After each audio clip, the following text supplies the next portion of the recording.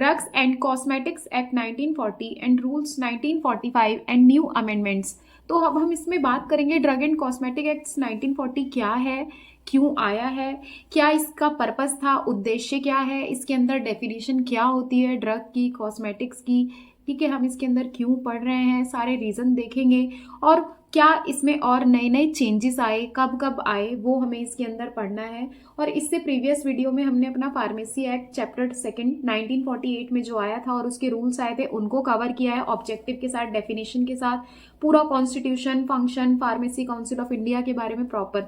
तो आप प्लेलिस्ट में जाके इस वीडियो को, एक ही प्रॉपर वीडियो में 5 घंटे का जो पूरा चैप्टर है वो हमने कवर किया है, आप उसमें से उसे देख सकते हैं। तो चलो हम चैप्टर 3 पे चलते हैं, जिसमें मैंने अभी थोड़ा बहुत बताया कि ड्रग एंड कॉस्मेटिक्स क्या है, कि मतलब ये एक्ट क्यों आया, ये अब हम देखेंगे, बट ये बताया कि 1940 में आया है। ठीक है, hello guys, welcome to my channel Drishti Pharma. चलो बात करते हैं। और हाँ, जितनी भी आप देखेंगे ना मेरे चैनल पे, जो भी वीडियोस डली हुई है सबके प्रॉपर नोट्स टेलीग्राम पे अवेलेबल है। लिंक आपको हर वीडियो के डिस्क्रिप्शन में टेलीग्राम चैनल का, और एक ग्रुप है जिसमें आप अपनी बात भी बोल सकते हो कि और आपको क्या चीज़ें चाहिए, वहाँ पे प्रॉपर मैं सारी चीज़ें देखती हूँ, तो आप वहाँ पे बता सकते हो कि कौन से चैप्टर के कब आपको नोट्स चाहिए। तो चलो अब देखते हैं बिना लेट किए ड्रग एंड कॉस्मेटिक एक्ट। तो ये जो एक्ट है हमारा, ये 1940 में तो आया था। 1940 के साथ साथ कब, 10 अप्रैल को आया था। कब, 10 अप्रैल को। ठीक है, और एक बार सिलेबस में भी देख लो कि कहीं ये ना हो कि ये कहाँ से ये चीज़ें बता रही है। तो देखो लिखा हुआ है इसमें, ड्रग एंड कॉस्मेटिक एक्ट्स 1940, 1945 में रूल्स, न्यू अमेंडमेंट्स। तो अभी हम इसमें इस वीडियो में क्या कवर करेंगे, ऑब्जेक्टिव, डेफिनेशन, लीगल डेफिनेशंस देखेंगे, शेड्यूल टू द एक्ट और रूल, यहाँ तक हम इसमें कवर कर लेंगे। और देख रहे हो ये आपका 23 घंटे का है पूरा। अगर लॉ जो होता है ना, लॉ अगर पढ़ना है, लॉ तो हर जगह पे देखो, जो भी तुम काम कर रहे हो उसमें भी लॉ लगना है। तो यहाँ पे जितने भी लॉज हैं जिनके ऊपर पूरा फार्मा चल रहा है हमारा, मेन जो है यही है। ठीक है, इसको आपने अगर अच्छे से पढ़ लिया है तो मान लो ज्यूरिस्प्रूडेंस या जो फार्मेसी लॉ आपका ये सब्जेक्ट है, ये आपका हो गया है बिल्कुल नॉलेजेबल। तो यहाँ पे नॉलेज के पर्पज से पढ़ना। ठीक है, चलो देखते हैं। ठीक है, 10 अप्रैल 1940 को ये आ गया था, ये एक्ट हमारा। क्यों आया था, इसके क्या उद्देश्य हैं, देखते हैं। Regulation of import of drug, मैं थोड़ा ऐसे ही बता देती हूँ पहले वर्बली आपको, कि इसके अंदर हमें इंपोर्ट देखना है ड्रग्स एंड कॉस्मेटिक का, मैन्युफैक्चरिंग कैसे हो रही है, सेल कैसे हो रही है, डिस्ट्रीब्यूशन, इन सभी के लिए क्या क्या क्राइटेरिया बनाया गया है, किन ड्रग्स की मैन्युफैक्चरिंग किसके अंदर होनी है, सारे शेड्यूल्स वगैरह हैं वो सब देखे जाएंगे यहाँ पे। ठीक है, और इसके साथ साथ कि लाइसेंस कब किसको, कौन कौन से टाइप के लाइसेंस हैं जो दिए जा रहे हैं, तो ये सारा हमारा उद्देश्य है। ठीक है, इन सभी चीजों पे रेगुलेशन, रूल्स लगाना ही क्या है हमारा ड्रग एंड कॉस्मेटिक्स का ऑब्जेक्टिव है। तो चलो देखो, वही चीज लिखी हुई है जो मैंने बोला है, regulation of import of drug, drug को अपनी कंट्री में लेकर आना, इस कंट्री में लेकर आना कि ताकि उसके ऊपर रूल्स लगाना। ठीक है, जो इंपोर्ट हो रही है ड्रग, उन पे रूल्स, उन पे नियम बना के रखना, जिससे कि हार्मफुल ड्रग्स जो हैं और कॉस्मेटिक हैं इनसे हम बच सके। अब ये जो ड्रग वर्ड देख रहे हो आप, ये कॉस्मेटिक वर्ड देख रहे हो, इनका भी आप यहाँ पे डेफिनेशन देखोगे ये है क्या। Control over the manufacture of drug and cosmetic, या तो ये भी लिख सकते थे regulation of manufacture of drugs and cosmetics, regulation of sale and distribution of drug and cosmetic, क्या कैसे सेल होगी, कैसे वो पूरे में पहुंचेगा होलसेल, ये सब डिस्ट्रीब्यूशन कैसे होगा वो देखना है। रिटेल के बारे में, लाइसेंस, लोन लाइसेंस, रिटेल के लिए लाइसेंस, डिस्ट्रीब्यूशन होलसेलर के लिए, सब चीजें इसमें आपको दिखेंगी अभी। ठीक है, ये तो बस एक तरीके का इंट्रोडक्शन है, बेसिक आपको पता होना चाहिए, बेसिक पता होगा तभी तो आप आगे देखोगे चीजों को। ठीक है, रेगुलेशन ऑफ मैन्युफैक्चर, मैन्युफैक्चरिंग जो हो रही है, सेल हो रही है ड्रग एंड कॉस्मेटिक के साथ साथ यहाँ पे आयुर्वेदा, सिद्धा, यूनानी पे भी बहुत ध्यान दिया गया। होम्योपैथी को छोड़ो, आयुर्वेदा, सिद्धा और यूनानी का भी रेगुलेशन हमारा ड्रग एंड कॉस्मेटिक एक्ट 1940 के अंदर आता है ये। ठीक है, हो गया इंपोर्ट ऑफ ड्रग पे रेगुलेशन, नियम लगाना, रेगुलेशन मैन्युफैक्चरिंग पे लगाना ड्रग एंड कॉस्मेटिक की, regulation manufacturing, sale, distribution Ayurveda, Siddha, Unani पे भी, सेल एंड डिस्ट्रीब्यूशन नॉर्मल हमारे ड्रग एंड कॉस्मेटिक्स पे भी, इन सभी पे रेगुलेशन लगाना। इसके अलावा इसके अंदर हमारी और एडवाइजरी बॉडी वगैरह आती है। ठीक है, कस्टम कलेक्टर हो गया, जितना भी है गवर्नमेंट एनालिस्ट हो गया, लेबोरेटरी हो गई, जो भी है जितना भी है सीडीसी एसओ जो भी है वो हमें इसके अंदर देखना है। ठीक है, कौन कौन सी चीज़ें कहाँ पे है। तो पहले हम डेफिनेशंस देख लेते हैं सिलेबस के अकॉर्डिंग, जो हमने अभी देखा ना सिलेबस में। तो ड्रग्स क्या होती है? सारी ऐसी मेडिसिन जो हम इंटरनल यानी अंदर के लिए, एक्सटर्नल यानी बाहर के लिए, यूज के लिए ह्यूमन को या फिर जानवर को हम जो दे रहे हैं। ठीक है, ऑल सब्सटेंसेस, दवाइयाँ इंटरनल एक्सटर्नल यूज के लिए, ह्यूमन बीइंग के लिए, एनिमल के लिए, जितने भी सब्सटेंसेस हैं इनको इस इरादे से दिया जा रहा है, इंटेंडेड टू बी, किस लिए यूज किया जाएगा? ताकि डायग्नोसिस हो सके। डायग्नोसिस मैंने आपको पहले भी बताया है कई बार कि इसको क्या कहते हैं? चेकअप। ट्रीटमेंट यानी कि इलाज के लिए, मिटिगेशन यानी कि आराम के लिए बॉडी को, या फिर रोकने के लिए किसी भी डिजीज को, किसी भी डिजीज के चेकअप में, डिजीज के इलाज में, या फिर आराम में उससे, या रोकने में, है ना। डिजीज या फिर कोई भी डिसऑर्डर है ह्यूमन बीइंग और एनिमल में, कोई भी चीज अगर इन सब पे काम कर रही है, उस डिजीज को रोक रही है, चेकअप करवा रही है, ठीक है, तो उसे हम क्या बोलेंगे? ड्रग बोलेंगे। क्या कहेंगे? ड्रग बोलेंगे। ठीक है, इजी डेफिनेशन है, कुछ मुश्किल नहीं है। और 2-3 लाइन्स हैं इसके अंदर, उन्हें भी पढ़ लेते हैं। और देखो, मेरा जो वीडियोस को बनाने का ये मोटिव नहीं होता है कि यार ये बच्चा बस जाए एग्जाम में लिख के आ जाए और पास हो जाए। नहीं, अगर मेरे को कुछ पता है तो मैं कोशिश करूंगी कि आपको भी वो सारी चीजें जो है प्रॉपर पता होनी चाहिए। तो बस ध्यान से सुना करो। अगर बोरिंग लग रहा है, मन नहीं है अभी पढ़ने का, तो बिल्कुल छोड़ दो, उस टाइम पे मत करो कुछ भी। ये नहीं कि बस जबरदस्ती लेक्चर को देख लिया और हो गया, कुछ समझ में नहीं आने वाला। तो बस ध्यान से, खुश होके, मन लगा के, अगर फार्मेसी में एडमिशन लिए हो तो मन तो आपने यहीं लगाना होगा और दूसरी चीजों में नहीं। ठीक है, any preparation applied on human body for the repel of insect like mosquitoes, मच्छर से बचने के लिए, इंसेक्ट से बचने के लिए, कोई भी अगर हम प्रिपरेशन कोई भी प्रिपरेशन क्या होती है? कोई भी चीज बनी हुई है वो प्रिपरेशन है, उसको हम ह्यूमन बॉडी पे लगा रहे हैं, अपनी स्किन पे लगा रहे हैं अपने आप को इंसेक्ट से बचाने के लिए, तो वो भी क्या है? ड्रग है। क्या है? ड्रग है।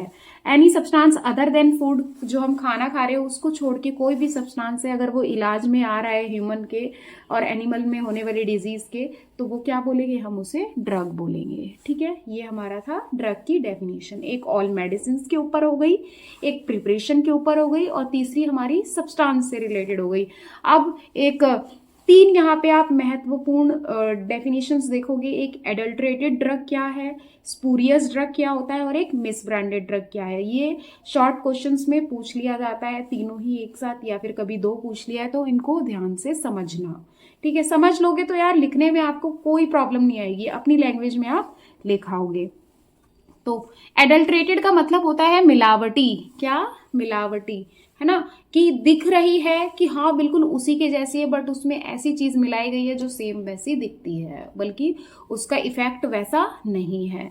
ठीक है, तो a drug is term as adulterated. हम एक ड्रग को कब एडल्ट्रेटेड बोलेंगे? व्हेन, जब it consist of decomposed, composition कुछ बन गई है, डीकम्पोज यानी कुछ टूट गया है। तो जो भी डिग्रेड चीजें, डीकम्पोज हुई, सड़ी गली सब, है ना, हार्मफुल सब्सटेंस से अगर वो बनी हुई है, तो वो क्या है? एक एडल्ट्रेटेड ड्रग है।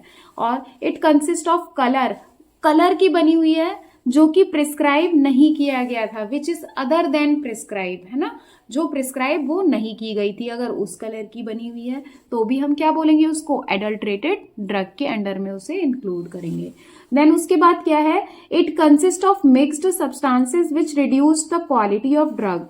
उसके बाद कोई भी ऐसे मिक्स सब्सटेंस की बनी हुई जिससे उस ड्रग की, उस दवा की क्वालिटी जो है एकदम कम हो गई है, तो उसे भी हम क्या बोलेंगे? एडल्ट्रेटेड बोलेंगे। ठीक है, it's container is made up of any poisonous substance. अगर जिस कंटेनर में हमारी दवा रखी हुई है वो किसी पॉइजनस, जहरीले मटेरियल का बना हुआ है, तो भी हम क्या बोलेंगे? हमारी ड्रग में मिलावट हो गई है। It is prepared in unhygienic conditions. अगर वो अनहाइजीनिक कंडीशन में बनाई गई है तब भी वो क्या है? अनहाइजीनिक, मतलब बिल्कुल भी साफ सफाई नहीं है। ठीक है, तो वो क्या है? एक एडल्ट्रेटेड है। तो कितनी चीजें आपको पता चल गई? डीकम्पोज है, हार्मफुल सब्सटेंस है, कलर मिलाए गए हैं, मिक्स सब्सटेंस है, और कंटेनर जो है किसी जहरीली चीज़ का बना हुआ है, और या फिर अनहाइजीनिक कंडीशन है, तो इन सभी को हम क्या कहेंगे, अगर ऐसी बनी हुई है तो वो एक एडल्ट्रेटेड ड्रग है।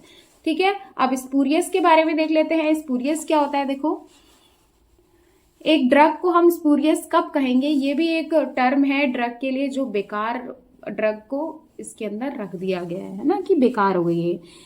अब हम कब बोलेंगे अपनी ड्रग को स्पूरियस, जब इट हैज बीन सब्सटीट्यूटेड, यानी कि उसमें से हमने निकाल दिया है। सब्सटीट्यूशन क्या होता है, एक चीज को रिप्लेस करके दूसरी चीज लगा देना। तो अगर हम सब्सटीट्यूशन करते हैं as for spurious as for substituted, तो ये क्या हो जाता है, इसमें से रिप्लेस कर देना होली यानी कि पूरा, और या फिर उसके पार्ट को किसी और ड्रग और सब्सटेंस से जो बिल्कुल उसी के जैसे दिख रहा होगा, तो उसको क्या बोल देंगे हम, स्पूरियस ड्रग बोल देंगे। If label contain name of the company which does not exist, अरे भैया कंपनी जो है, कंपनी का नाम ऐसा रख दिया है तुमने लेबल पे कंटेनर के या मेडिसिन के, जो है ही नहीं, है ना, कौन देख रहा है, कौन गूगल पे सर्च कर रहा है, कौन पूछने जा रहा है, तो वो क्या है, स्पूरियस ड्रग के अंदर आ जाएगा। If it is imported under a name which belongs to another drug, अगर तुमने उस ड्रग का नाम कुछ उसके अंदर इंपोर्ट कर दिया है जो कि वो दूसरी ड्रग के अंदर आ रहा है, वो नाम है ना, दूसरी ड्रग का भी नाम है सेम, तुमने उस ड्रग को भी उसके अंदर रख दिया है, तो वो क्या हो जाएगा, स्पूरियस ड्रग के अंदर आ जाएगा। तो एडल्ट्रेटेड भी इंपॉर्टेंट है और स्पूरियस भी, समझ में आ गया, as for spurious as for substituted, ठीक है, होली और दूसरे पार्ट को किसी दूसरे सब्सटेंस से, ये हो गया। अब देन उसके बाद देखते हैं मिस ब्रांडेड ड्रग, क्या होती है मिस ब्रांडेड, नाम बता रहा है कि अब इस किसी के आगे देखो ऐसे होता है ना, मिसअंडरस्टैंडिंग हो गई, यानी कि कुछ समझ में नहीं आया, कुछ और ही समझ लिया, है ना, तो ऐसे ही ब्रांड नहीं है, वो कुछ और ही है, क्या है, मिस ब्रांडेड है, वो ब्रांड है ही नहीं वहां पे, है ना। तो देखो drug is termed as misbranded कब बोलेंगे, if it is so coloured, वो ऐसे कलर की गई है और कोटिंग कर दी गई है उसकी, या फिर डैमेज कर दिया है ना, डैमेज जो है उसका पूरा हमने कंसील कर दिया है ना, कंसीलर लगाते हैं ना पोर्स को और पिंपल्स को छुपाने के लिए, तो ऐसे ही डैमेज को छुपाने के लिए हमने जो कलर किया है, कोटिंग कर दी है, उसी को हम क्या बोल देंगे, मिस ब्रांडेड ड्रग है ये। कंसील का मतलब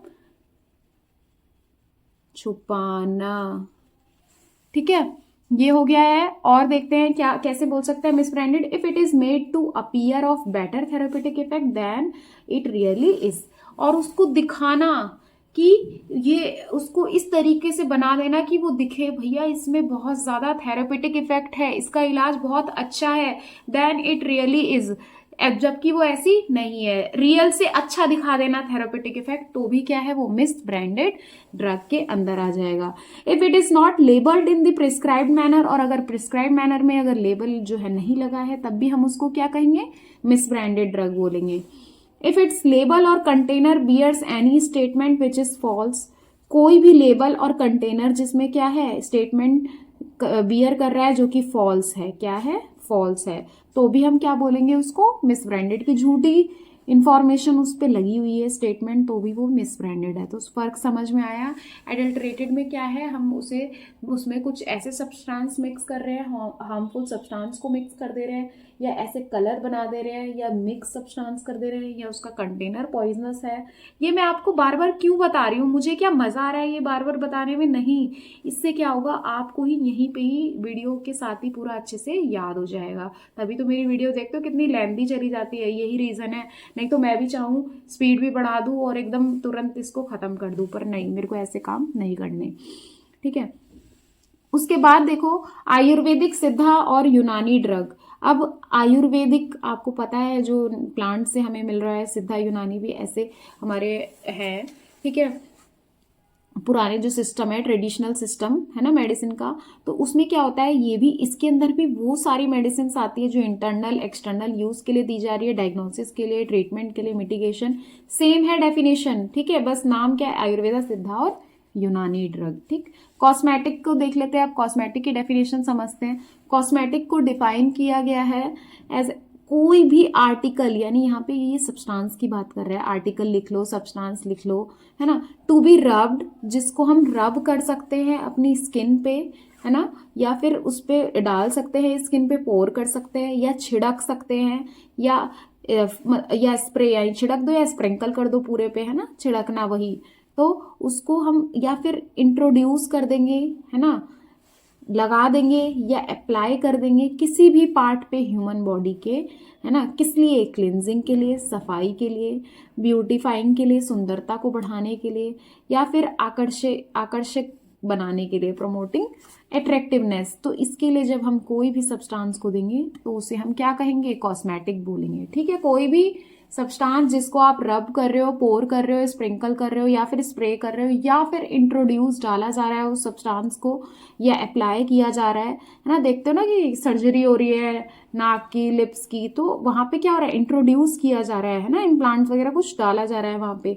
तो जैसे गोरे होने के लिए देख लो, जैसे ग्लूटाथायोन वगैरह के इंजेक्शन वगैरह कैसे डलवाए जा रहे हैं। तो ये क्यों, इससे क्या हो रहा है, ब्यूटीफाइंग हो रहा है और अट्रैक्टिवनेस बढ़ रही है, उसको प्रमोट कर रहा है, तो उसे हम क्या बोलेंगे, कॉस्मेटिक्स बोलेंगे। ठीक है, आगे चलते हैं। अब हम देखो और क्या है, D&C एक्ट 1940 के अंदर 2 शेड्यूल आते हैं। एक होता है शेड्यूल्स टू द एक्ट और दूसरा होता है schedules to the rules.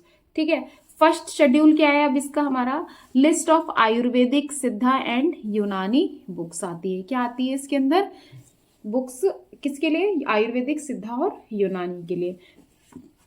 Second schedule में क्या है, देखो, शेड्यूल्स टू द रूल्स।